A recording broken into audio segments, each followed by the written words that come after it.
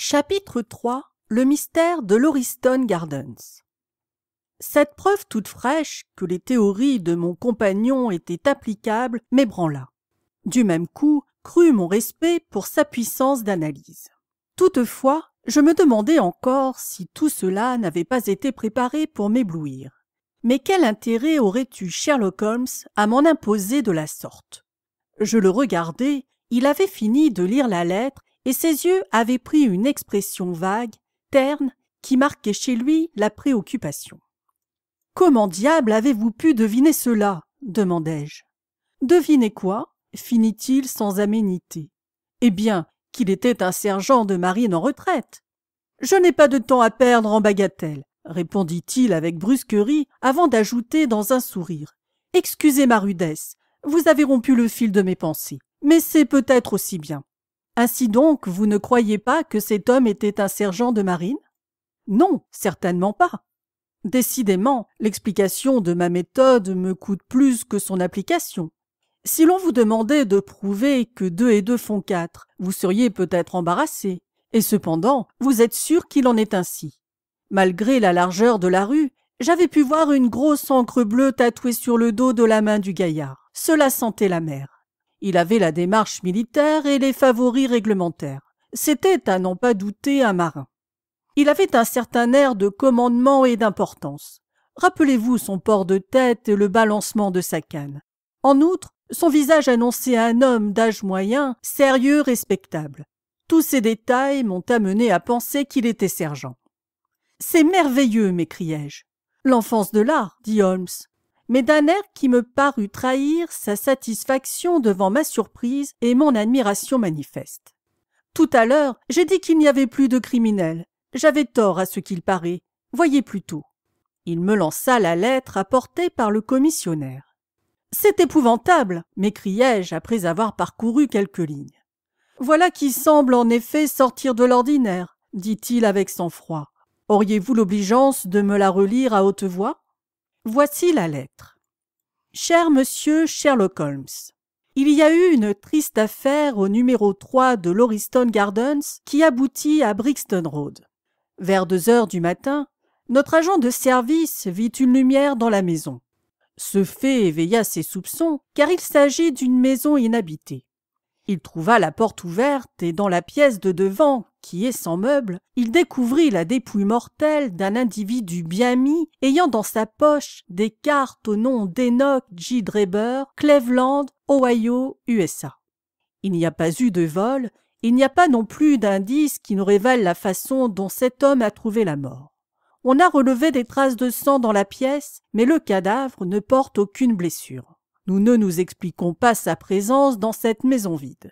En fait, cette affaire est un casse-tête. Si vous pouvez venir sur les lieux avant midi, vous m'y trouverez.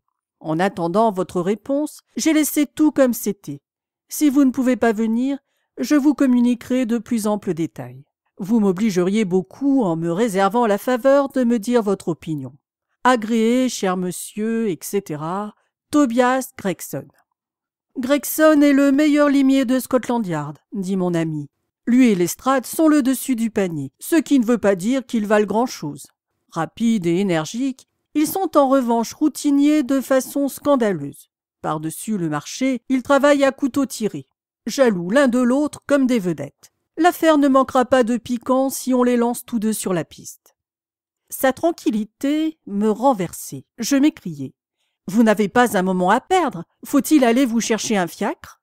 Je ne sais pas encore si j'irai là-bas. Il n'y a pas plus paresseux que moi, du moins quand la flemme me prend. D'autres fois, je suis assez allant. Mais c'est la chance de votre vie, Holmes. Bah, en supposant que je tire la chose au clair, vous pouvez être sûr que Gregson, Lestrade et consorts s'en attribueront tout le mérite. C'est l'inconvénient de ne pas être un personnage officiel. Gregson m'en dit votre aide. En effet, il reconnaît que je lui suis supérieur. Il me l'avoue bien dans le tête-à-tête, mais il s'arracherait la langue plutôt que d'en convenir en présence d'un tiers. Allons quand même voir. Je ferai ma petite enquête personnelle. Si je n'y trouve pas mon compte, du moins je m'amuserai aux dépens de mes collègues. En route.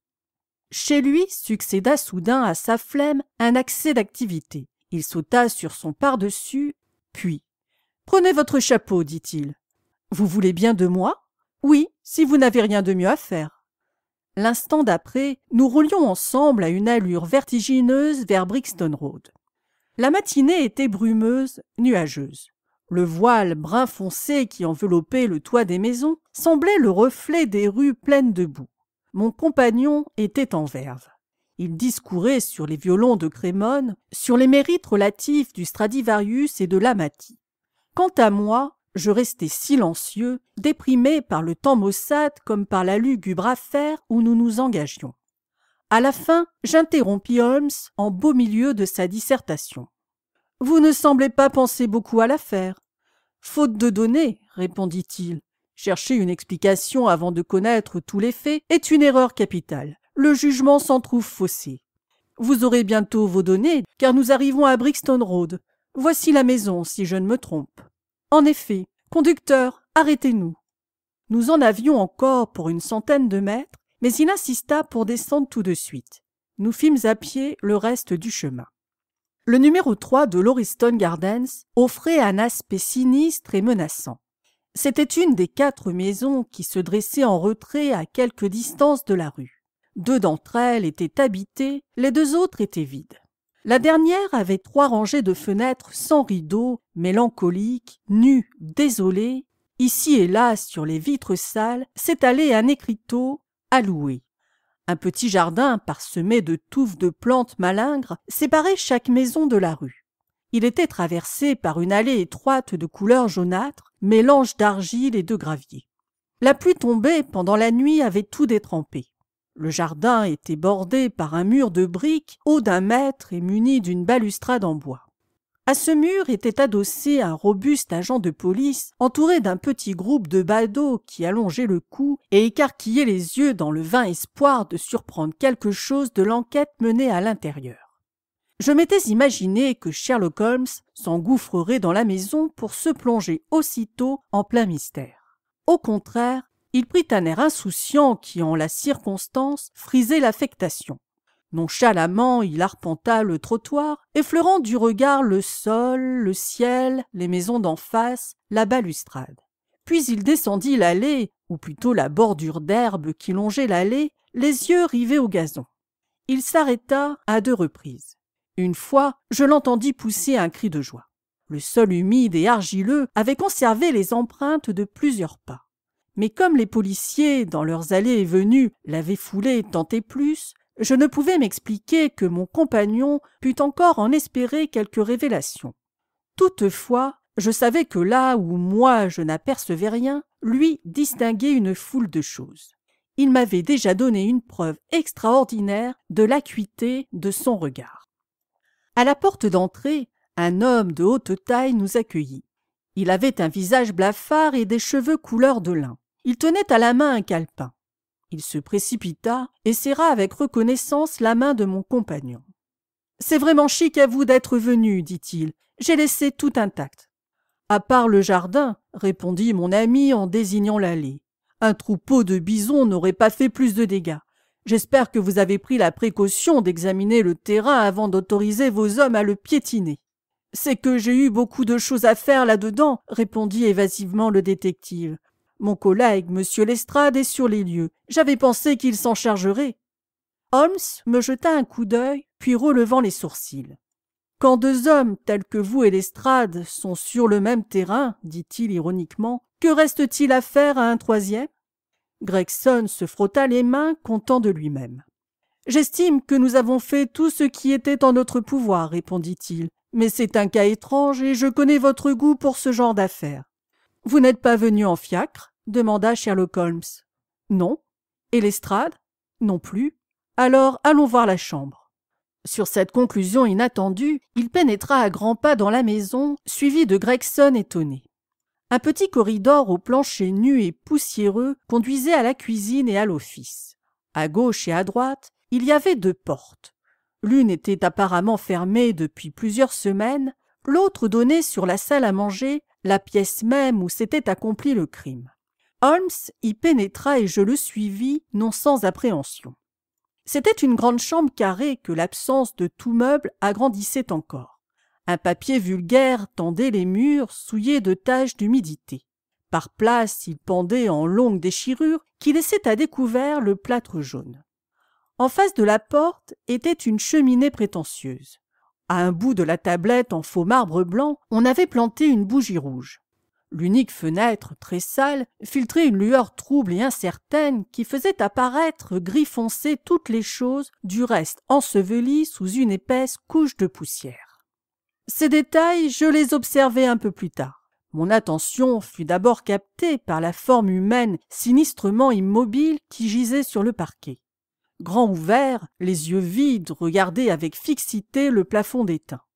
C'était le cadavre d'un homme d'environ 43-44 ans, de taille moyenne, large d'épaules, avec des cheveux noirs et crépus et une barbe de 3 jours. Il portait un habit et un gilet de drap épais et un pantalon clair. Son col et ses manchettes étaient d'une blancheur immaculée. Un chapeau de forme, bien brossé et lustré, était posé sur le parquet à côté de lui. Ses mains étaient crispées et ses bras étendus, tandis que ses membres inférieurs étaient entrecroisés. L'agonie avait dû être douloureuse.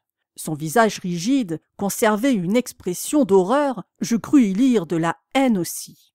Une grimace méchante, un front bas, un nez épaté, une mâchoire avancée donnaient à la victime une apparence simiesque.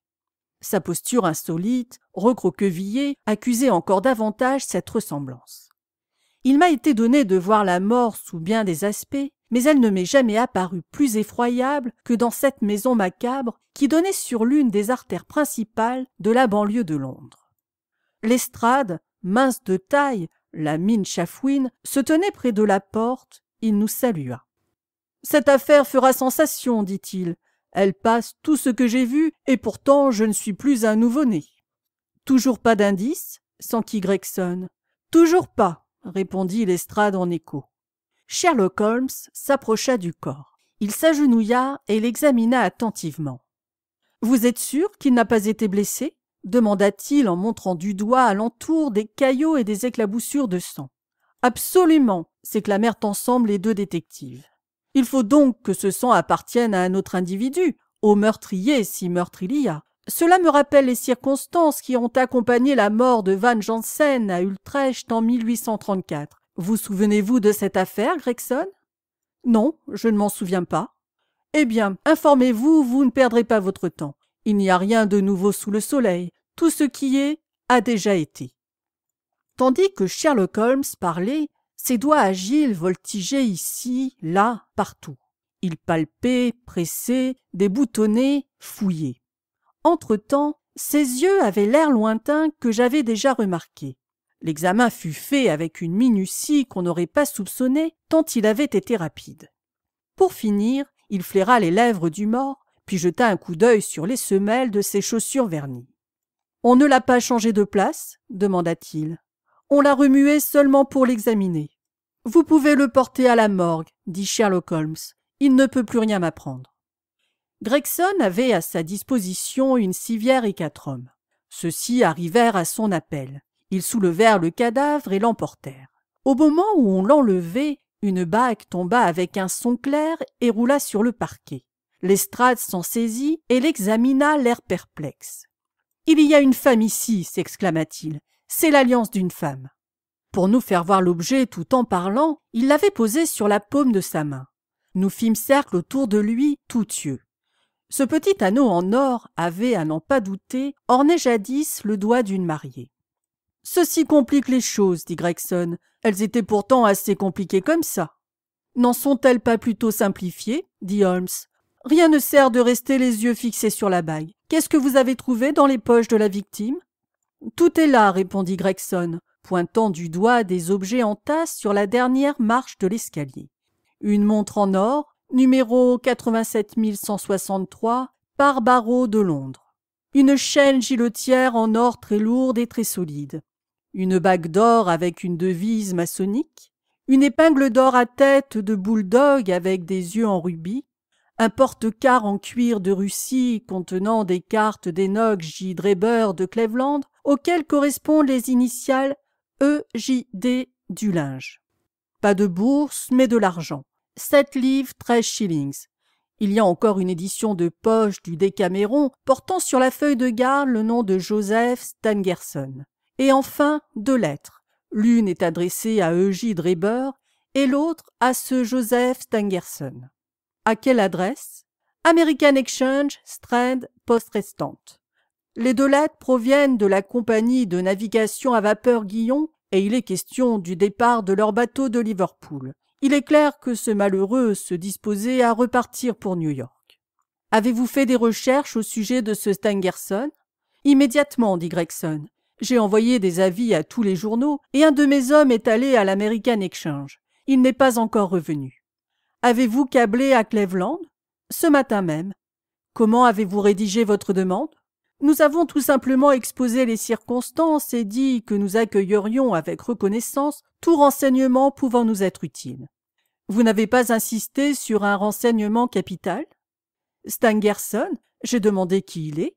C'est tout. N'y a-t-il pas un fait sur lequel repose toute l'affaire? Ne câblerez-vous pas de nouveau? J'ai dit tout ce que j'avais à dire, répondit Gregson, prenant un air offensé.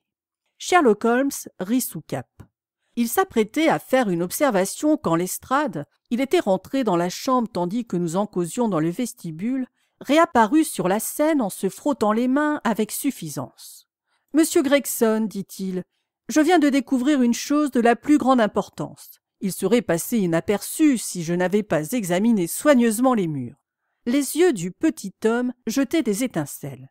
Il contenait à peine sa joie de damer le pion à un collègue. « Venez, fit-il, en retournant avec empressement dans la chambre dont l'atmosphère semblait purifiée depuis l'enlèvement du cadavre. « Bon, maintenant, restez là. » Il frotta une allumette contre sa semelle et l'éleva vers le mur.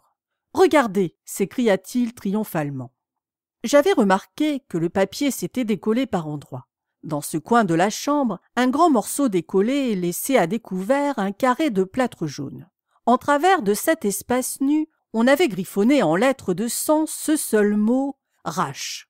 « Qu'est-ce que vous pensez de ça » s'écria le détective. « Nous ne l'avions pas vu parce que c'était dans le coin le plus sombre. Personne n'a pensé à regarder par là.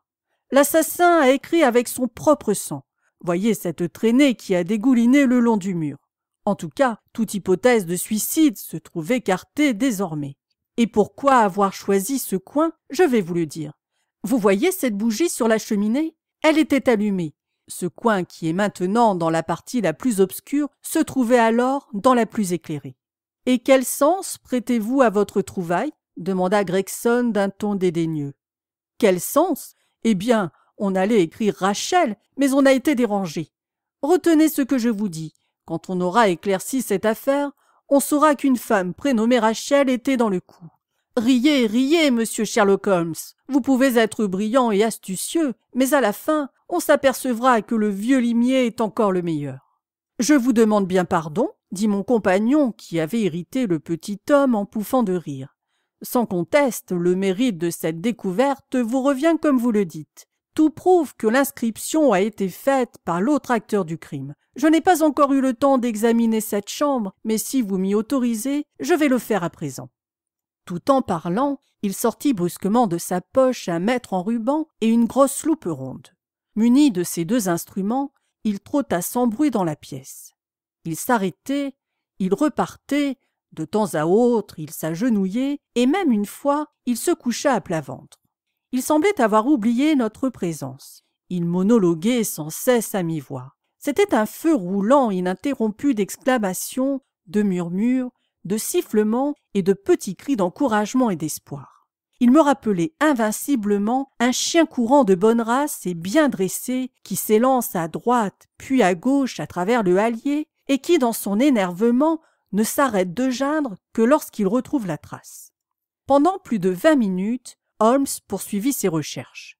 Il mesurait avec le plus grand soin l'espace qui séparait 2 marques invisibles pour moi, et de temps à autre, tout aussi mystérieusement, il appliquait son mètre contre le mur. À un endroit du parquet, il mit avec précaution un peu de poussière en tas, puis la recueillit dans une enveloppe. Finalement, avec la plus grande minutie, il étudia à la loupe chaque lettre du mot inscrit sur le mur. Cela fait, il parut satisfait. Il remit dans sa poche le mètre et la loupe. « On a dit que le génie n'est qu'une longue patience, » dit-il en souriant. « Ce n'est pas très exact, mais cela s'applique assez bien au métier de détective. » Gregson et Lestrade avaient observé les manœuvres de l'amateur avec beaucoup de curiosité et un peu de mépris. Ils ne se rendaient évidemment pas compte d'un fait qui m'apparaissait enfin. Les plus petites actions de Sherlock Holmes tendaient toutes vers un but défini et pratique. « Quel est votre avis ?» demandèrent ensemble les deux hommes. « Si j'étais censé vous venir en aide, messieurs, je vous volerais le crédit que vous devez tirer de cette affaire. N'importe qui serait malvenu d'intervenir dans une enquête que vous avez si bien menée jusqu'à présent. » Ces paroles sentaient le sarcasme d'une lieue. « Si vous voulez me tenir au courant de vos recherches, ajouta-t-il, je serai heureux de vous apporter toute l'aide possible. Entre-temps, j'aimerais parler à l'agent qui a trouvé le corps. Pouvez-vous me donner son nom et son adresse ?» Lestrade consulta son calepin. « John Rance, dit-il. Il n'est pas de service en ce moment. Vous le trouverez au 46 Audley Court, Kensington Park Gate. » Holmes nota l'adresse. « Venez, docteur, dit-il. Nous allons voir John Rance. » Puis, se tournant vers les deux détectives. « Je vais vous dire quelque chose qui pourra vous être utile. Il y a eu assassinat. Le meurtrier est un homme. Il a plus d'1,80 m, il est dans la force de l'âge. Pour sa taille, il a de petits pieds. Il porte des brodequins à talons carrés et il fume des cigares de Trichinopoly. Il est venu ici avec sa victime, dans un fiacre, tiré par un cheval qui avait 3 vieux fers et un œuf à la patte antérieure droite. Selon toute probabilité, le meurtrier a un visage haut en couleur, et les ongles de sa main droite sont remarquablement longs. Je ne vous donne que ces quelques indications, mais elles pourront vous être utiles. » Lestrade et Gregson s'entre-regardèrent avec un sourire incrédule. « Si cet homme a été assassiné, comment l'a-t-il été ?» demanda le premier. « Empoisonné, » dit Sherlock Holmes d'un ton péremptoire avant de s'éloigner. Arrivé à la porte, il se retourna. « Autre chose, sachez Lestrade que Rache est un mot allemand qui signifie vengeance. Ne perdez donc pas votre temps à chercher une mademoiselle Rachel. » Après cette flèche du part, il sortit, laissant ses deux rivaux bouche bée.